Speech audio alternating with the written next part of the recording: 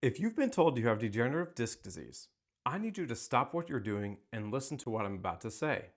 Because in the next 15 minutes, I'm going to completely change how you think about your spine, your pain, and most importantly, your future. Last week, a 35-year-old patient walked into my office convinced her life was over because an MRI showed severe disc degeneration. Guess what? She's now back to running marathons. And before you think that's some miracle case, it's not. It's what happens when you understand the truth about what's actually going on in your spine versus what that scary sounding diagnosis makes you believe. So, whether you just got this diagnosis or you've been living with it for years, what I'm about to reveal will shock you. Dr. Jacob Neiman here, board certified pain medicine physician, and I'm about to explain the truth about degenerative disc disease. Hit that like button below and let's dive in. Number one, the big lie about your diagnosis. Here's the first truth bomb I need to drop on you. Degenerative disc disease isn't even a disease. I'm serious. It's not a disease. It's like calling gray hair degenerative scalp disease or wrinkles degenerative skin disease. I've reviewed thousands of MRIs in my career, and I see disc degeneration in 20-year-olds who feel nothing and pristine discs in 60-year-olds with severe pain. A landmark study published in the New England Journal of Medicine found that 64% of people with zero back pain had disc abnormalities on MRI. 64%. So when your doctor shows you that MRI and points to those dark discs like they're ticking time bombs, remember this: those changes are normal, as normal as getting laugh lines around your eyes. The medical community just gave it the worst possible name. And here's what really gets me fired up. The word disease makes you think something that is attacking your body, that you're broken, that you need to be fixed. But disc degeneration is literally just your spine adapting to decades of being upright, moving, and living. It's not a disease, it's life. Let me share something that happened in my clinic last month. A 42-year-old construction worker came in. Tough guy, been working since he was 16. His doctor ordered an MRI for some minor back stiffness, and the report came back like a horror novel. Multi-level disc degeneration, loss of disc height, degenerative changes throughout. This man was convinced he needed to quit his job, stop playing with his kids, basically wrap himself in bubble wrap. You know what I did? I pulled up a study from 2014 where they'd MRI'd people with zero pain. Want to know what they found out? By age 30, 52% had disc degeneration. By age 40, 68% had disc degeneration. You can kind of get the theme here. By age 50, 80% had disc degeneration. And by age 60, 96%. That means if you're over 60 and your MRI shows disc degeneration, you're actually abnormal if it doesn't. But here's the kicker, and this is where it gets really interesting. That same construction worker I mentioned, I had him do some simple movement assessments, checked his strength, his flexibility. Turns out his horrific spine could deadlift more than most 20-year-olds. His pain? It was from sitting in his truck for 2 hours in traffic every day, leading to muscular issues in his low back, not from his degenerated discs. Now, this is where most doctors get it wrong, and why you probably have been given terrible advice. Your discs are like the shock absorbers in your car. Over time, they lose some fluid, get a bit compressed, maybe develop some wear patterns. But here's what nobody tells you. Degeneration doesn't equal pain. I'll prove it to you.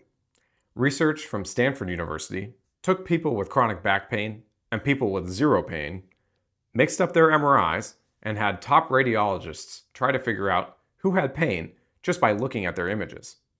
Their accuracy? Barely better than flipping a coin. Think about that. The best spine imaging experts in the world can't tell who has pain by looking at MRI findings. So why are we treating MRIs like crystal balls? Here's what actually causes pain. And listen closely, because this will change everything.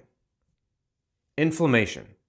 Not from the disc itself, but from how you move, what you eat, how you sleep, and your stress levels.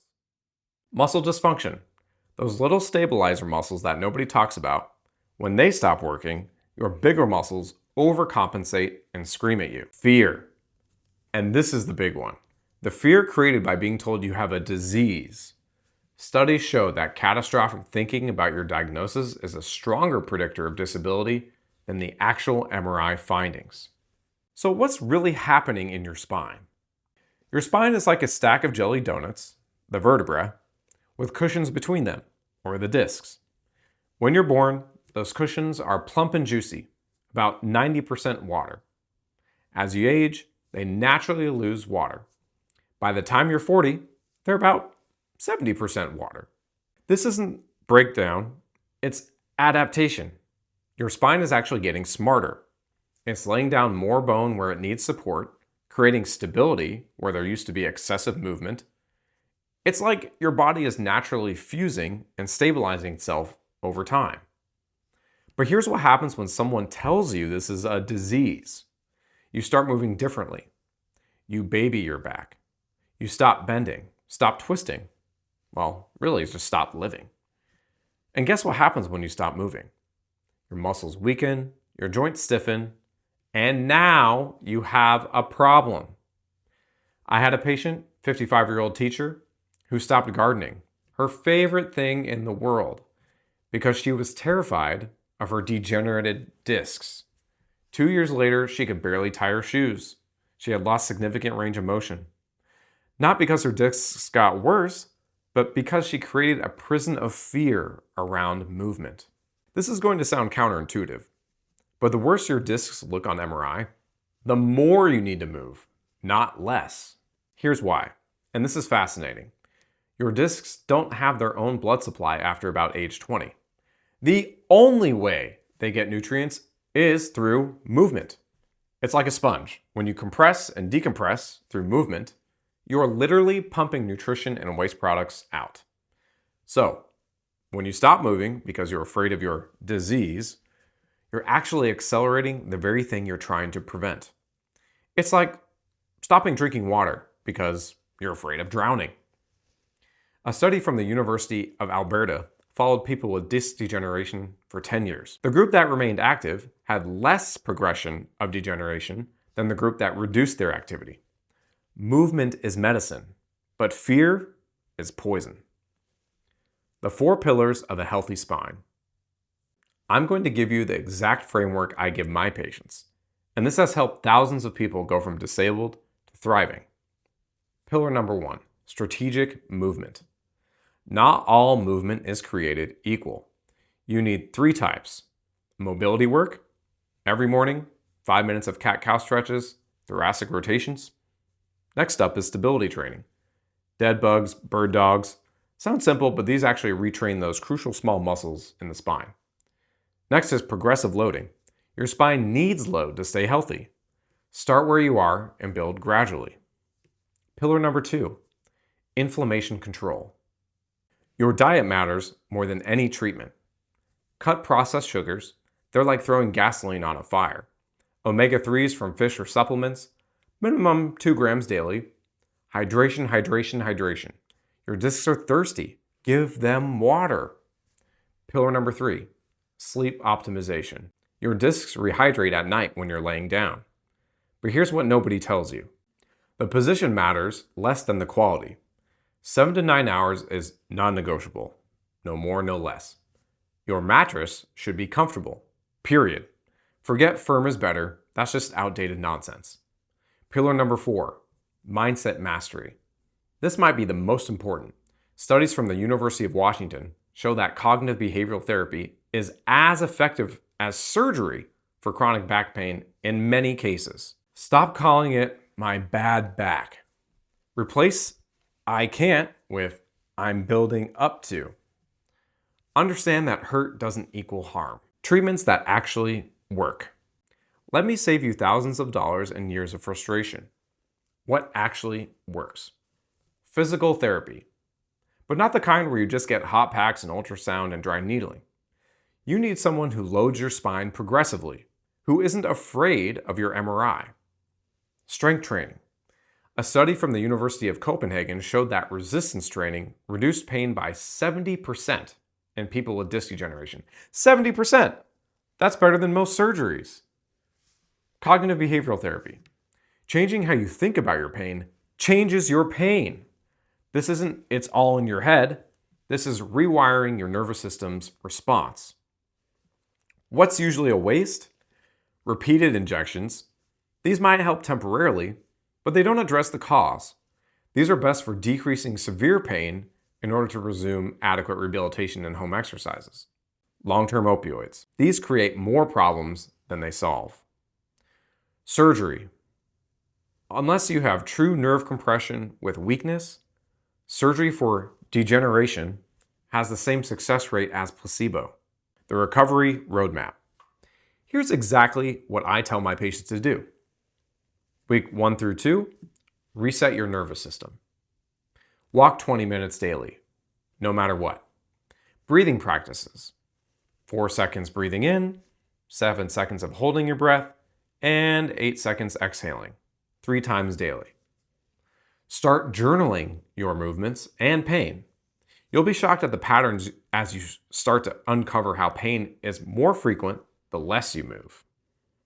Week 3 through 4, build your foundation. Add core exercises. Start with 30-second planks or modified with knees on the ground. Okay to progress later, of course. Introduce gentle yoga or swimming and begin an anti-inflammatory nutrition program. Week 5 through 8, progressive loading. Light resistance training. Start with body weight. Increase walking to 30 to 40 minutes. Add rotational movements. Week 9 through 12, return to life. Resume activities you love, gradually. Focus on movement quality over quantity. Celebrate what your body can do, not what it can't do. Let's talk about some real patient transformations. Let me tell you about Sarah, 38 years old, mom of 3. Her MRI showed degeneration at 4 levels. She couldn't pick up her youngest child. Doctors told her she needed fusion surgery. 6 months later, she deadlifted 135 pounds. No surgery, no injections, just understanding that degeneration isn't deterioration and movement isn't dangerous. Or Tom, 52, accountant, sitting all day, terrified of golf because of his disease. Now he plays 18 holes twice a week. His MRI looks the same, but his life is completely different. These 2 examples aren't miracles. This is what happens when you understand the truth about your spine, the mindset shift that changes everything. Here's what I want you to understand. Your spine isn't fragile. It's one of the strongest structures in your entire body. Think about this. Your lumbar spine can handle loads of over 1,000 pounds. Of course, I'm referring to trained professionals, but you get the drift. Your discs have been tested to failure in labs. They can withstand forces that would break your bones first. You are not fragile. You are not broken. You are not diseased. You're adapting. And adaptation is what humans do best. When I see patients who have been told they have degenerative disc disease, I see people who have been robbed of their confidence, their hope, their future. And it's based on a fundamental misunderstanding of what those MRI findings mean. Action steps for today. Right now, before this video ends, I want you to do 3 things. Number 1, stand up and move. Do 10 arm circles, 10 hip circles. Your spine is safe. Remember that. Number 2, change your language. Stop saying my bad back or my disc disease. Start saying my adapting spine or my strong back that's learning. Number 3, share this video because someone who is suffering unnecessarily from this misunderstood diagnosis should go on no more. The truth about your future. Listen, I've been treating spines for over 5 years and I've seen thousands of patients. Here's what I know with absolute certainty. The people who thrive despite disc degeneration aren't the ones with the best MRIs. They're the ones who understand what I've just shared with you. Your discs might be degenerating, but your life doesn't have to be. That's the difference. You can be active at 70 with degenerated discs, But you can also be disabled at 30 with perfect discs. The difference isn't your spine, it's in your understanding and the approach. If you've made it this far, you're serious about taking control of your health, and that's exactly the attitude that predicts success. Remember, degenerative disc disease isn't a disease. It's a normal part of aging that's been given a terrible name. Your spine is strong, movement is medicine, and your best days can absolutely be ahead of you. If this video helped you understand your diagnosis differently, hit that like button below. Subscribe if you want more truth about common pain-related medical conditions. And definitely share this with someone who needs to hear this message. Because here's the truth. The medical system isn't going to change overnight, but armed with this information, you can change your outcome today. Your spine is adapting, not failing. You're aging, not breaking. And movement isn't dangerous. Fear is. Now, get up, move, and start living like someone who understands the truth about their spine.